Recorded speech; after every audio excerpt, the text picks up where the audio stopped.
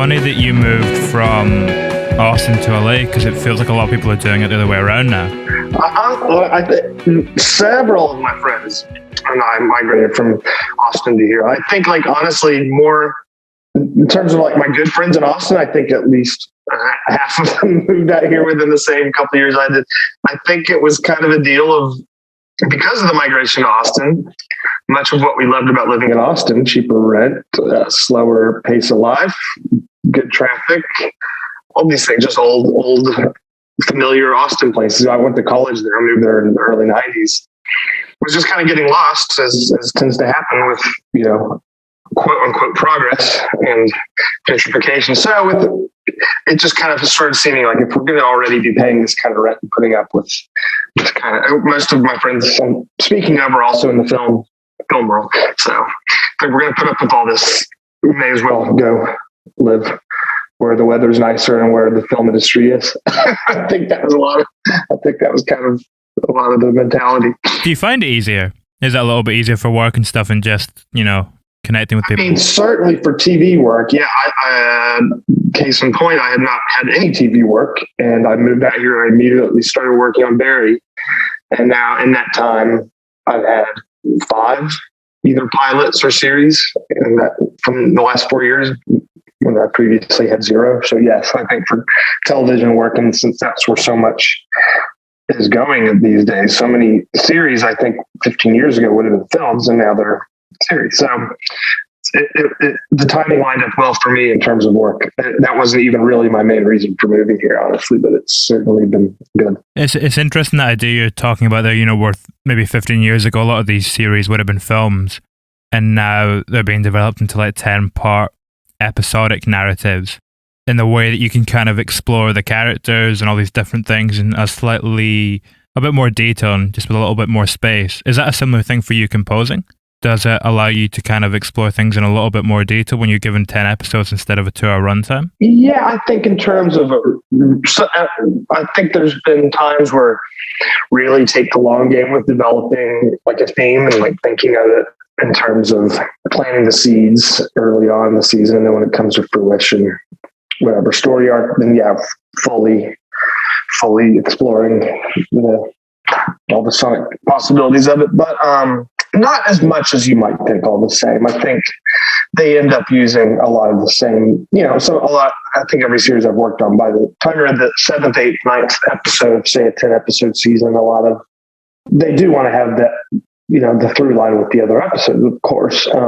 Ostensibly, assuming some people are still watching week to week. When you're binging, it's different. But when it is, separated 10 episodes, separated by a week, you want to have that sense of familiarity. And I think it helps, like, subconsciously, like, bring you back into that world to hear some of the same music that you've already been hearing. That's my kind of theory on it. So end up having a lot of the same music, a lot of music being reused, and I'll do what I can. I always like to make some changes here and there, tailor it to picture, of course, but for the most part, it's not, say, a 2-hour film and then there's an 8-hour series, 8 hours of new music versus it's not that much more music in terms of writing wise. Obviously, there's more time to picture, but I think there's the same amount of themes and whatnot. Is that how you start then, where you develop the themes before you do anything else, where you kind of get them pinned down? Yeah, I don't find that my process really changes that much in terms of getting started and how I'm approaching it versus film. It's the same kind of thing. Watch cuts of the first couple of episodes, hopefully, but sometimes it's just the first. And read the scripts and talk to the showrunners in this case, or directors, and about sonic palette that we're thinking. And then I personally like to get going on those ideas before I even have a picture, if possible, just to, maybe you can send me maybe I'll send you a few scenes here and there, or a super rough cut, but I like to kind of hit the ground running by the time we're actually working on a cut and have already, like the last show I did, Minds MC, like for that one, I just sent Elgin James a lot of music that was like, is this the world that we want to live? Is this the right emotion? Is this the right sonic palette? Maybe some of these can end up being themes, maybe not. And I sent him like 6 things, and I think one of them became a theme and the rest didn't, but he liked them all. And none of those ended up being, once I started working the picture, none of them seemed right as actual themes, but it was still a really good basis, knowing that he felt it was the right world in terms of the feeling and the instrumental palette that we developed. So it's always a different thing, but I do like to hit the ground running once I get started and know that what musical world we're living in. I find that when you try to develop themes ahead of time, sometimes you get lucky. Midnight Special, I wrote a piece of music after just reading the script, and that became the main theme that's repeated throughout. And Jeff had it in there. Jeff Nichols, the director, and Julie Monroe, the editor, had it in the cut from the very beginning. So sometimes you can kind of strike gold. But more often than not, it's all sort of academic until you're actually working with picture in terms of music that's actually going to work with the movie. So for Midnight Special, had you seen any footage from that, or was that theme purely composed just off reading the script and conversations? Yeah, it was. And that was after, so I guess that was my 3rd movie with Jeff. And I think by that time, we kind of really understood his vision and his aesthetic and what he was gravitated towards. And we talked so much. We both lived in Austin. So just before he got, that's the great thing about working with your friends and knowing about the project well beforehand. Like I read that script probably a couple of years before he made it. And just getting, going out to lunch with Jeff and just talking about his scripts and talking about his ideas for it. So by the time that came, I don't think it was that much of a surprise, considering that we just worked on these 2 other films together and that we had talked so much about this Midnight Special that when I started making music and that particular thing, I was like, oh, this feels right.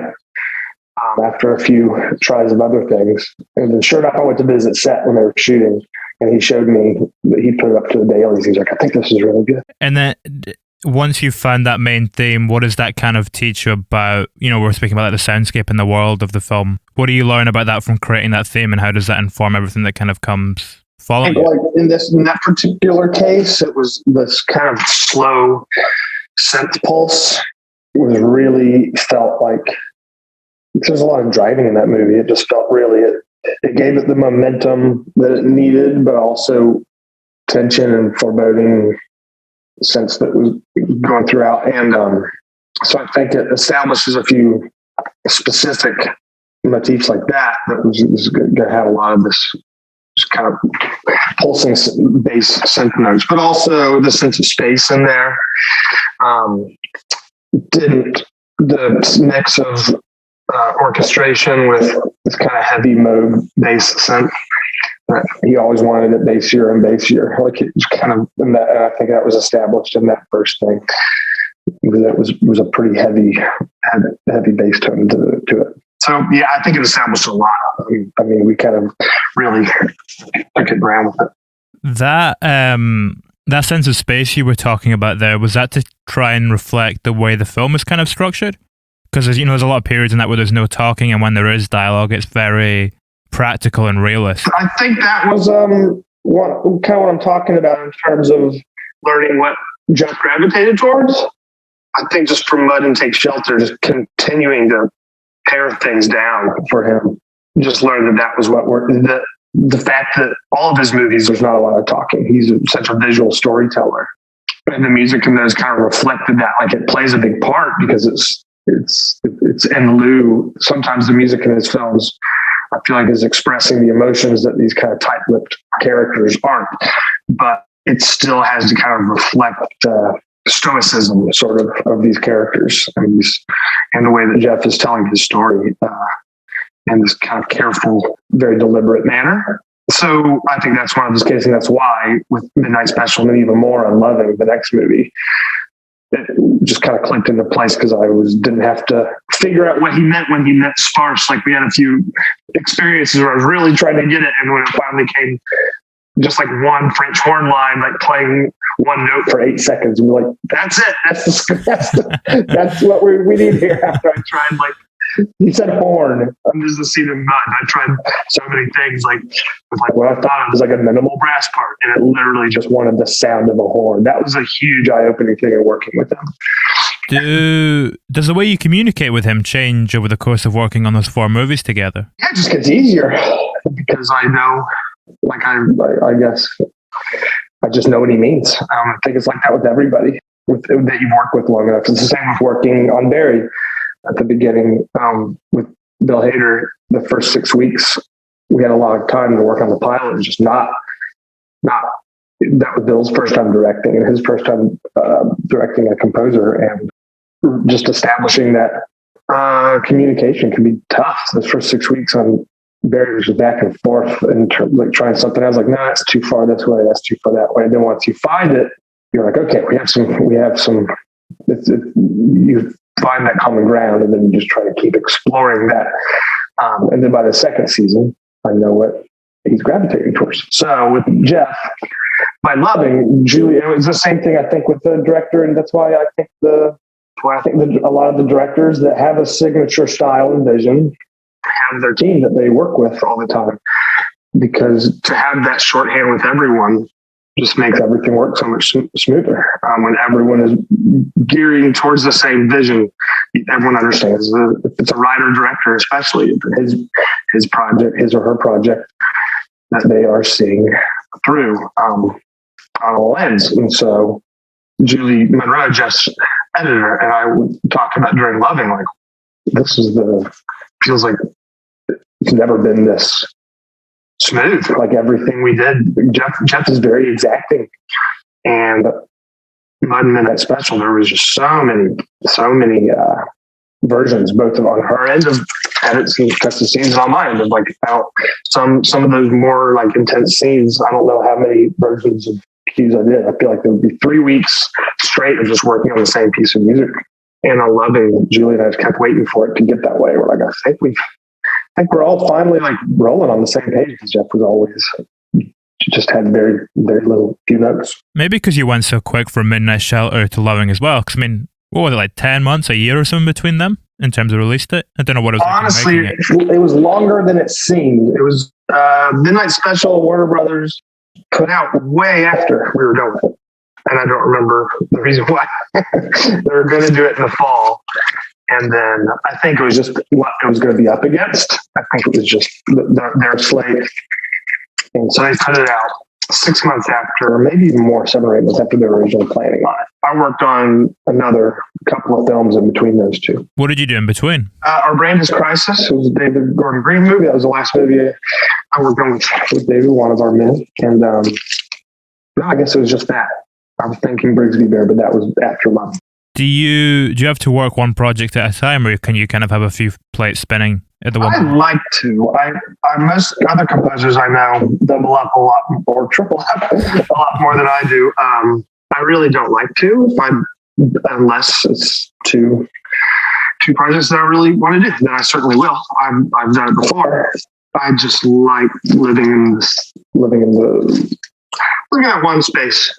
I don't think it's a matter of, I don't think the quality of what I've done is lacking, but my personal stress level and enjoyment of the process certainly is sacrificed.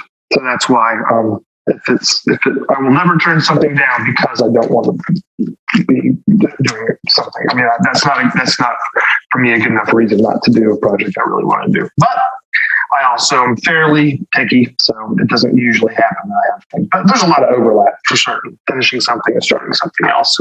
When you're working on it, you're saying that you kind of like to live in the world of it a little bit. How does that function for something like the Heaven's Gate documentary, when maybe the subject matter on the one hand is real and on the other hand is a little bit depressing and unpleasant? Yeah, that's a good question. Heaven's Gate, that being during like COVID and everyone like right in the middle of the pandemic, and then everyone's locked in anyway. That was a different time than most. Like usually it would be a different way. I can't prove that, but I just think everyone already being in this weird headspace, yeah. It didn't really matter. But I do know this film, The Report, that I did about the CIA's torture report. Yeah, enhanced interrogation, quote unquote. Program after 9/11. That was rough, and I was in the middle of watching something. I'm trying to remember what. I was in the middle of some depressing series on TV, and also and reading like some kind of intense stuff. And once I started working on the report, I'd be like spending all day, dealing with torture, and then like state sanctioned torture, and then getting home, like continuing whatever it was I was watching and reading. Like, something's got to stop. I think I've got to give myself a break on my off time. And so I was just like watching 30 Rock and King of the Hill when I got home. You just have to kind of fill your time away from it with things that are more lighthearted. That's been my only way I know to make it work. Just bring you back to baseline. Yes, exactly. My friend, I play Tweel directed the Heaven's Gate doc, and he's told me that before, like when they were working on some really heavy documentaries, like people would probably find it odd to know watching this doc that we were like watching Eastbound and Down at lunch every day in between like editing this very sad stuff. You just gotta kind of find your levity where you can get it. How long was the process working on that? That was good. That was not that that was a case of actually making, there was not a lot of like music that was reused. That was basically 4 hours of music that was all pretty much in the original compositions over 3 months. So that was real busy for sure. Wow, that's a long period to be immersed in that too. It was. That's true. But I mean, it's really interesting though. There's so many, true crime series, docu-series on that I think would be tougher. Because this one's so, there's super sad parts of, obviously, I mean, the whole story is extremely sad. It's mass murder or mass suicide. But it's something different about that I feel like that would be working on like a serial killer thing. You know what I mean? Like a fantastical, and the music I was getting to make for it also. I was getting to make like a lot of kind of fantastical sort of stuff. And not just darkness. So it wasn't, I don't look back on that and think, oh, that was you. It seems like I should, but I don't. I just really loved working with Clay, and I loved the music that I was getting to make for it. So, and I've liked Clay's work so much. I kind of only knew the surface level facts about it, honestly. So most of it was all new to me, so I guess not. Were you familiar with the report, the story of that, before you started working on it? Yes, certainly. And that was I think the most interesting thing about working on the report in terms of, I knew most of those main facts, but that was I was working on that at the end of 2018. And so when the FBI and the CIA are suddenly kind of really being treated as the good guys going against, because Trump was so anti-deep state, and they, Mueller, the CIA were being seen as like these American institutions that are upholding our democracy and standards. And it's like, everyone needs a reminder what the FBI and CIA have actually also done. Like just, and so Mueller is actually the name dropped in the report. And so I thought that was an important aspect of that movie coming out when it did, to kind of keep everyone keep their eye on the prize and know what very recent history is with the state and stuff. It's so easy to go the other way. You see that in the film. Actually, I think there's a clip in it where they see like the trailer for Zero Dark 30 or something on in the background. Yeah, that was good. I love that. Yeah, I thought that was cool. Was it quite? We're saying that it's really important. This film is kind of bringing attention to it. Was it quite widely covered in like American news and stuff at the time? The torture report? Yeah, certainly. Definitely. Especially once all like the pictures came out from Abu Ghraib. But I think we have a short memory. And I think, especially with Trump, just like almost erased like everyone's memory of everything before Trump. And that's why I thought this was, and I even saw a review of it, and I couldn't believe it was like, is this really important right now while we're dealing with? He's like, well, that's so horribly racist. Is it really important that we tortured hundreds and hundreds of brown people that it was a state sanctioned? Yeah, I don't know. people really just lose perspective quickly. When you're writing music for a film like that, are you writing it from like a third person perspective, looking at this as an objective thing, or are you trying to write the score from the perspective of a certain character? It's always dependent. Jeff Nichols movies, I feel like they're so character centric. With the lead character is always his movie, all different genres, all different types, but the main through line is always this kind of quieter lead character who's going through usually something involving his family being in danger in some way. Because of these kind of strong silent types, the music has to kind of be their emotional gauge, and the themes kind of have to reflect that because their dialogue is not doing it. And so in that case, yes, it's very much the music is kind of subjective to this main character and their experience. And then the report certainly did some of that with Adam Driver's character, with Daniel. Dan, what's his name? I'm forgetting his last name. But with Dan's experience, I think the score in the report was really about, well, obviously outside of obvious things it's doing, but in terms of the narrative arc of the score, going through Dan's experience from the innocence and he opens up the film to say after 9/11 he decided to change his deal and go work for the government, like he was moved by patriotism. So the beginning of that score and these initial themes have a real like earnest, wanted it to feel like that, this kind of earnest, innocent, like patriotism feel to this, kind of like regal brass and reflecting that. And then it gets deteriorated throughout the score.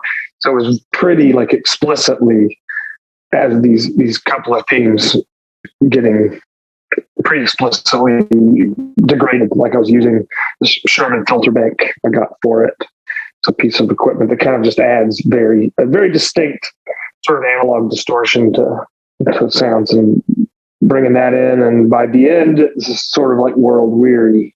The theme has become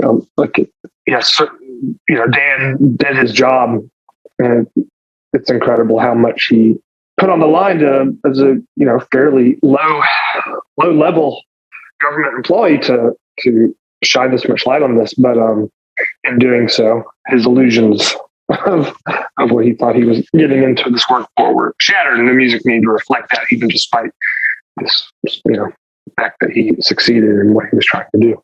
So, long way of saying, it differs from movie to movie. I think sometimes thinking of like David Green's movies, like in Joe, and that's another like real character piece, kind of like Jeff's movies, where it's reflecting kind of Nicolas Cage's mindset, his character of Joe. And then obviously you're doing a documentary, and it's going to be a completely different thing. It's not going to be near subjective to the character usually. What you were saying there as well about that through line that you had for the report, where you have the idea of the kind of score breaking down and moving away from the more patriotic sounds. Is that something, that idea, is that you very much have that from the offset and you kind of use that to navigate your way through it?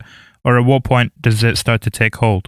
Yeah, the report was a unique experience because they had another composer on it, and I was brought in, I guess they were midway through, were unable to continue.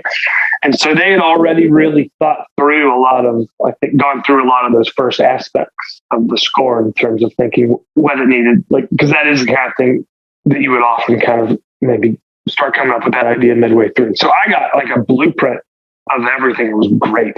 It was because we had very little time because I was coming in pretty late in the game.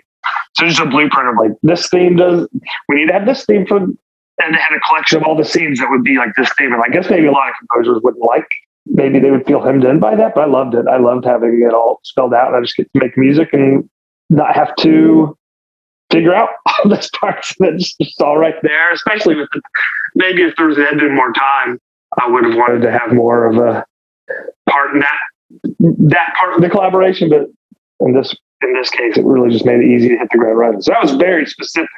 The horns was specific. Somehow degrade them was specific, and then it was just about figuring out how to do that and do it in a unique way.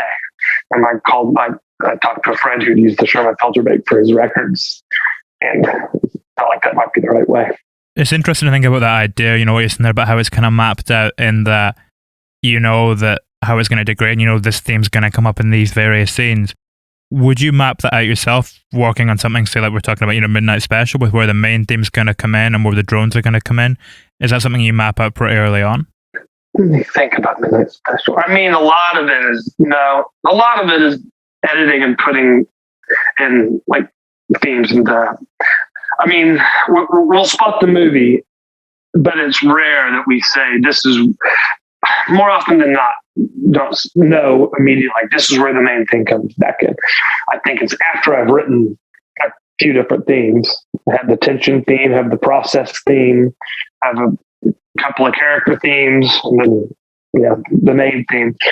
And then they'll just start placing it on their own. And it'll, quite often it's like, this doesn't work here, but some version of this theme could, or this is working pretty well. Let's do let's change some instrumentation, tailor the picture. So it's not usually my choice, no. Yeah, but certainly sometimes, especially on TV where I feel like the pace is so much quicker, I often end up doing that on my own. That is true. Way more than I do in film, because everyone's kind of having the showrunners having to wear so many different hats all the time. But I do take a little bit more of, I feel like especially the editor also takes a lot more. I work with the editor a lot more in that regard than I do on film. What about, say something like Take Shelter, where a lot of the film is very short, kind of 1 to 2 minute, almost musical vignettes. But then at the end, when you're in the shelter itself, you have that I think it spans at the whole scene. It's like 7 or 8 minutes or something. That you have a massive piece of music. Did you know from the off that was going to be required? Most of it's going to be short, and then you're going to have that one grander piece. Yeah, that was a very deliberate thing. That was a totally different way of working than I'm used to doing. And Jeff was really smart about how he had envisioned that, where the music really reflected Michael Shannon's character's experience, to where everything is just so, he's suppressing so much the whole movie, and it's just coming out through his nightmares, and then he's just not talking about to anybody. And so the music had just reflecting this growing anxiety under him that apparently explodes, obviously in the scene that wasn't scored in the town when they're having like the Lions Club or whatever, the dinner where he explodes, and then it goes down into the basement, into the cellar, and then that's like the payoff of that theme. It gets to do the full, because he is finally showing completely what he's going through to his family. It has consumed him. And so the music finally gets to play out what's been going on in his head all that time. So it was interesting. That was the first piece of music. That was the first piece of music I made for the movie. Is a long, not near, the very much rough blueprint version of that. We had to end up, working on it for who knows how long at the end, once that scene was actually edited. But wrote the long version that becomes that right at the beginning to base the little vignettes on, if that makes sense. So do the big part first, and which I think is a more like standard traditional way of working for composers. I just usually know. I know a lot of composers will do like a big suite right from the get-go with all the different themes in it. And I think those are probably composers they are. That's from a more of a music school theory background, who are used to writing in big classical orchestral suites, and I come from the rock world. So that's very much a new thing for me to do that. But sort of a version of that. So wrote that. And then there was another big piece, obviously, at the end of Take Shelter at the beach. And then that one was not written at the beginning. In fact, we got to the very end and still didn't have anything for that. And it was like a week and a half until mix. And Jeff was like, well, I really like how the main thing is working there. And I was just so determined. I was like, we just heard that. I just don't think we can do it all over again. And so that was that movie, the process of scoring that movie was bookended by two big pieces of music with all the little kind of vignettes and droney stuff. That piece at the end as well, it has to reflect something completely different, because the whole film he's been doubted and finally he's proved right. It's the complete flip of it Exactly. we've been hearing so far. That ending is so. I've heard so many different takes on it, which is funny because I didn't think it would be that picked apart and have such different opinions on what's happening there. But yeah, because of that, I felt like there's no way we could just run that same piece of music again. So I was really happy with what I came up with, but it was certainly under the gun. That was probably my 8th or 9th try. What you hear in there. It possibly leads into that idea that it's like your 10th try and you're kind of starting to get a little bit worn down. You maybe hear that a little bit in it. That's a good point, maybe so. Yeah, there's really not much time left. I was pretty green still. That was my first score I'd ever done with orchestration at all. And so knowing I had orchestration is new to me and I'm having to do it with a week and a half left. Yeah, you're probably right. I should probably get through the music. Did you not get like the same musicians in to play all the different parts for that as well? Like instead of getting a full orchestra, they just came in and kind of did. Yes, because we had such a low budget. I mean, the entire music budget for my pay and the budget was like I think $15,000. So small. So yeah, I went to my friend's studio in Austin where I mixed my band's record, and I kind of tortured 4 different string players by having them play their same parts like 8 times in a row, and then faked an orchestra. I'd never done it before. People told me it worked, so I trusted. You mentioned a few moments ago that you kind of come from like a rock background as opposed to music school. I mean, when you were growing up, did you want to be in a band? Did you want to be a composer? Did you just want to make music? Which kind of was it? I mean, it would have never even occurred to me to make music, even though I would say I almost loved music and movies equally, with music slightly winning out. But it still would have never occurred to me to do music. But, I was growing up in the 80s and 90s where I think that was still just like, seemed like a world of, like, I wasn't interested in, I was just interested in rock music and bands. Like, film music moved me, but the idea of, at that point, film music was classical music. I just didn't think that wasn't even my interest. So it would have never occurred to me.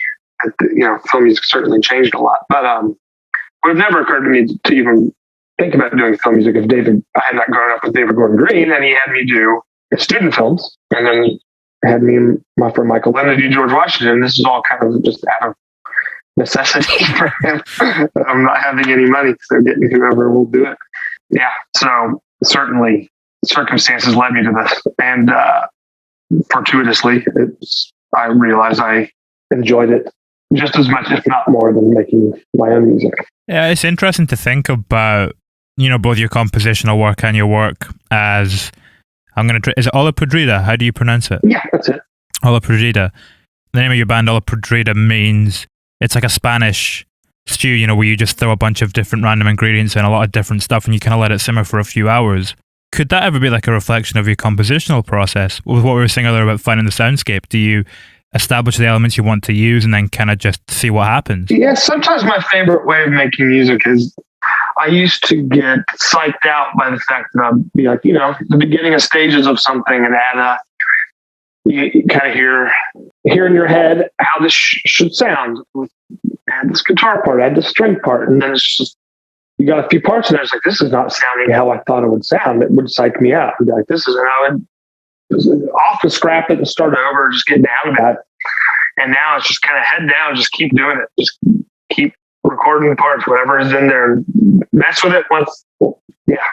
See what sticks once you're done. Like, don't even think about the fact this isn't sounding how you wanted it to sound. It'll sound like something else. Then add some more parts, see what happens. So yes, and I love the mixing process. To me, I think about the way that David Gordon Green, growing up with him, the way that he edits his movies, especially like some of those earlier ones, like All the Real Girls and George Washington, where he would just film a lot, start throwing out lines for the actors. They would do the script and they improv, and then they would just kind of come up with some sort of, maybe take the scene somewhere else, and he wouldn't think about it until he was in the edit, and then just kind of really placed the movie together in the edit. And All the Real Girls ended up being half the movie, it was what they shot. And on picture, it starts in what was supposed to be the middle of the movie.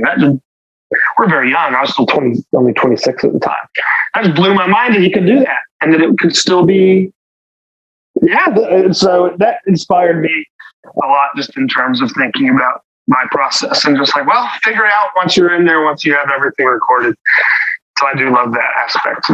Surprise yourself and just like mute things, repeat things, just get in there in the edit and think this is just or in the mix, because it's like, think of this is just the foundation and the blueprint for what this could be, and start adding effects and just single out a little piece.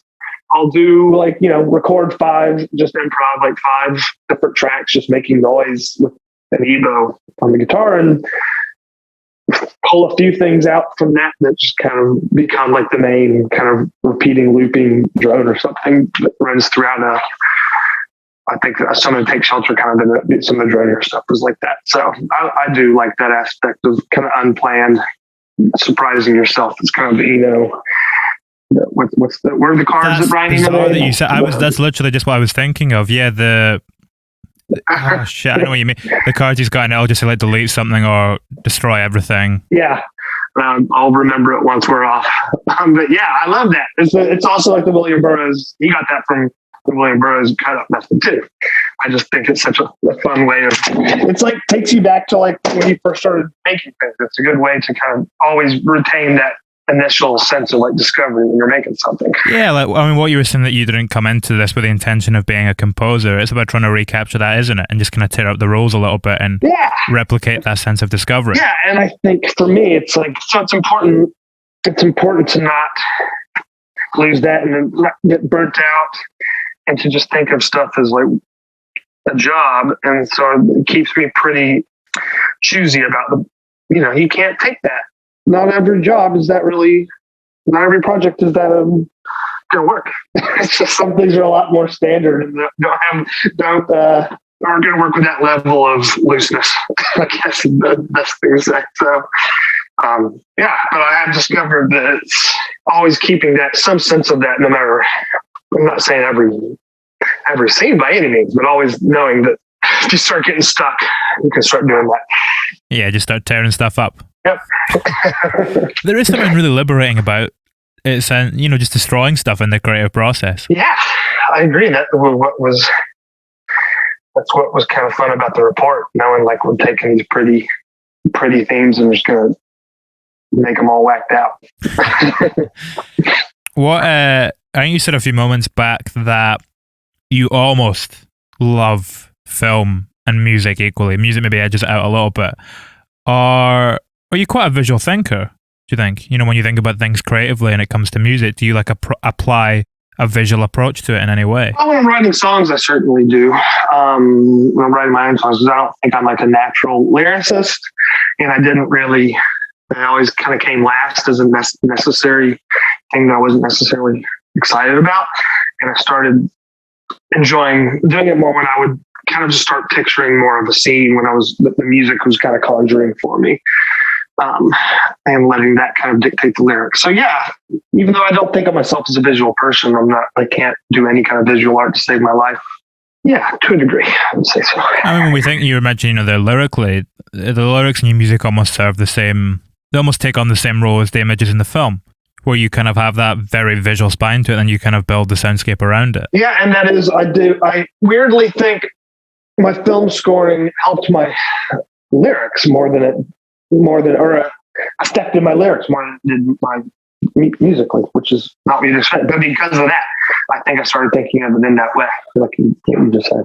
How would you have written when you were a teenager? Would you have written in the same way where it's very, very visual, or would your songwriting have been slightly different? No, that's why I didn't like writing. I kind of thought, I don't know why. I just thought I was so stuck in autobiographical, confessional kind of singer-songwriter lyricism. So it's the lyric had to be true to my life or whatever experience I'm writing about. And it felt so limiting. And even though I listened to so much music that wasn't like that, I don't know why I thought I had to. I was just stuck in that. And that's why I didn't put out a record until I was 30. I was always not really happy with enough with my lyrics and I really want to show it to more people, to form a band and play it in front of people. Yeah. And it was only after I kind of discovered this, which should not have been a revelation, but it was. I didn't have to write about my own life. That I felt free. Can you still find an outlet for that side of things creatively? I think music just does that creatively. I think that's what I realized. Like I'm expressing myself. I'm expressing my feelings through music. I don't need to have words that do it. Yeah, it's like we've spoken about Midnight Special quite a bit. It's the bit in that film, when Adam Driver is interviewing the cult members, when they're speaking about the experience they had with the kid, that they can't describe it, they can just feel it. Yeah, I just think if any creation is self-expression, even if it's extremely heady, cerebral, then it's a more intellectual self-expression than anything you're doing. So that's, yeah, exactly. If you're guiding, for me, not having gone to music school, for me, the creative process is more just intuitive thing, where it's like, this feels right. This feels, you just learn how to have the language for expressing it rings true to the feeling that not even what I'm trying to conjure. It's like, I have my first few pieces, I'm going along writing something and it starts feeling a certain way to me. And then it becomes just intuitive about like, yes, this, whatever I just added to this, that seems to engage that feeling more, or be a counterpart that's even more interesting or complex, whatever, either way. Finding that feeling is almost like slipping into the groove when you're jamming then. Yeah, and I'm pretty ADD and have a hard time focusing a lot of the time on anything, depending on what's going on in my life. But that's what's always kind of magical about music, because time just slips away when I'm making, because it's not a matter of focusing. It's just, yeah, like you say, just getting the groove and it just starts going on its own. I'm not really having to think about it. You're engaged in the intellect, but I'm not having to force myself to focus. It's the only time I don't have to like continuously tell myself to focus. It's just happening. Was that what drew you to music in the first place? I don't know. I think I just always like songs a lot. I attached a lot of meaning to songs from a very young age. So I just kind of wanted to do that. Because I grew up in David Gordon Green, so it's interesting. I feel like I don't know if my love of film would have continued to be explored and manifested as it was if I hadn't been best friends with him. I don't know if the same with him with music. Like, we kind of kept each other really in the loop. Like, I wouldn't have known. I knew about, like, they discovered like 70s, 70s like film, like Altman and Terrence Malick and all those guys. And when we were in college, and I don't know how long it would have ever taken me to start exploring all that if he hadn't been my friend, and then same deal with me and getting into more like obscure indie music. And so I think, I guess that's kind of not really answered your question, but I'll go back to what, saying drew me to music or in the first place. I think music and movies. I mean, that was what David and I got to be kind of bonded on in the first place when we were like very small, like in elementary school, was movies. Like, we were the only two people we knew who like really wanted to talk about movies all the time. And then for me, music just kind of, I was the same with music, and that just kind of sort of took over. When you've been friends for that long, you obviously have such a kind of strong chemistry. When you're working with a director for the first time, how do you establish that chemistry? You don't always. It's not always. Sometimes it stays very work. I'm thinking about when I worked with on multiple things with Jeff. Yeah, it was with Jeff, it was so great because I just moved back to Austin. He was making Take Shelter. And I just loved, I knew Jeff a little bit through David, but not well. And then I went and got lunch with him, and he was telling me about different projects he was looking at, and told me about Take Shelter and sent me the script, and I read it in one sitting. I just thought it was the best. And still think it's maybe the most like readable in terms of just like reading the book. Like, I'm on the edge of my seat the whole time.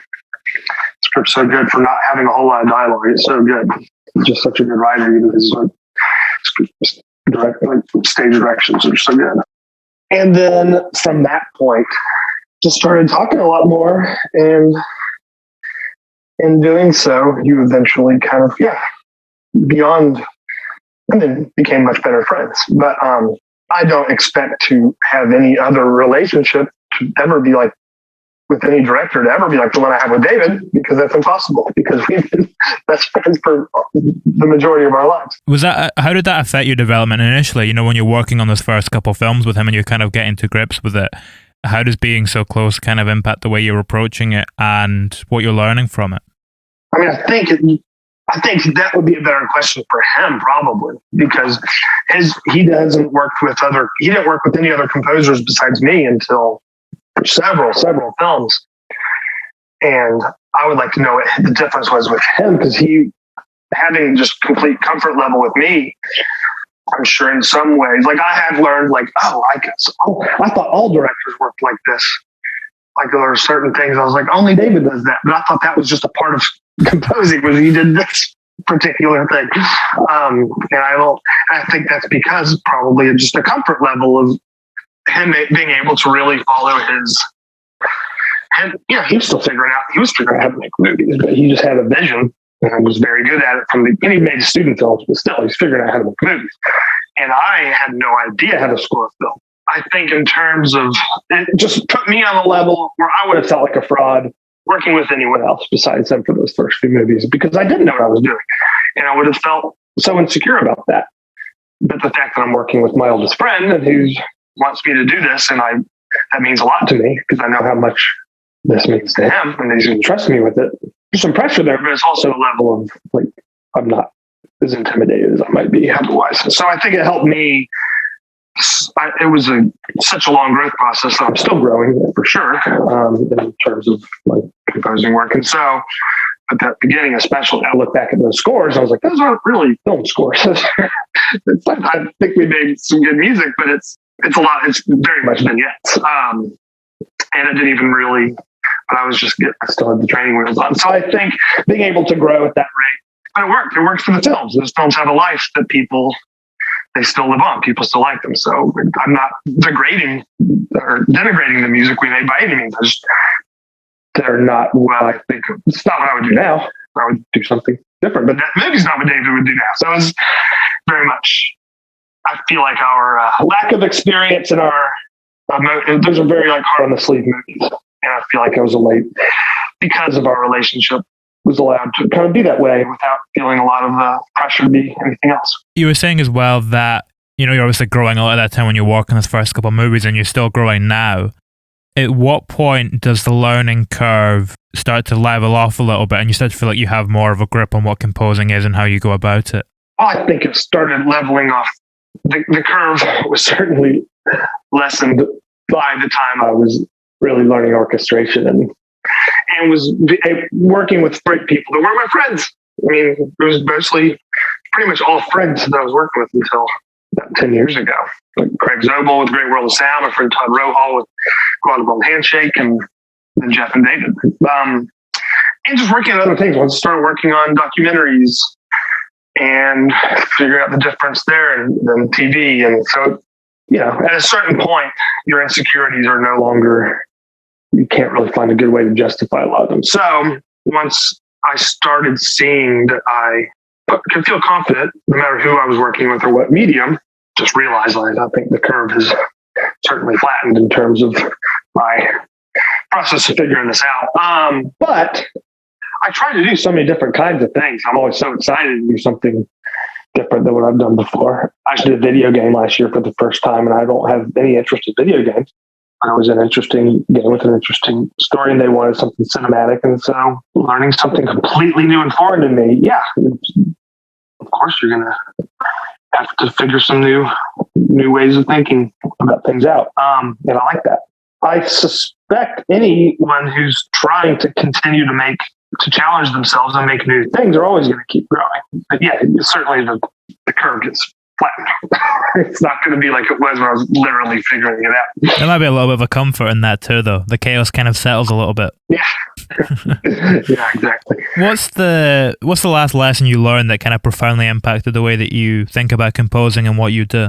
I've been having kind of like an ongoing thing with having to always remind myself, like, work ethic it's just like, I don't know if it's this like Protestant work ethic thing that ingrained this in us all here, but if I do, if what I compose was just a couple of pieces that took me like an hour, that can be okay. Like I'll keep working on it. I'll often just keep working on it. I think it's out of just like, well, I can't be done. I just started this an hour ago, and this is an important scene. And I'll have other like projects. That's not the case where I'm making very much more melodically sophisticated music, including like Heaven's Gate. So I just had this happen recently. The last thing I'd worked on was Heaven's Gate, where it was really like writing music all the time. And it was a lot of, for the most part, some pretty evolved stuff. And then I'm working on this new show that it's Mayans in C. And the first episode, I was still kind of in Heaven's Gate mode, even though we talked about this being like a pretty minimal score. And the director, Elgin James, was temping with a lot of my older scores, some fairly minimal stuff. And I did probably 7 or 8 scenes, and I watched them all back to back. And it was just like, what am I doing? This is too much music. Like, this is, we talked, I was thinking, why did I do all this? Like, we talked about this being minimal. And I think I was just so used to being in this Heaven's Gate mode, where like thinking that it's got to be this. You're sitting down and you're writing, and it takes a while. And it's like, was starting to judge. And I really do think it's just a weird idea of time as being the arbiter of quality of time spent, how hard it was. And I went back and I was like, I hadn't turned in any of that music yet for Minds. And I went back and just kind of took out so much of at least half the parts on some of it, and even redid some of it just to be more mellow. And I watched it all back again. I was like, yeah, this is better. I could have I spent a week doing what could have been done in 2 days, and that's okay. That doesn't. So I think it's just, that's a strange lesson to learn, but it's one I always struggle with.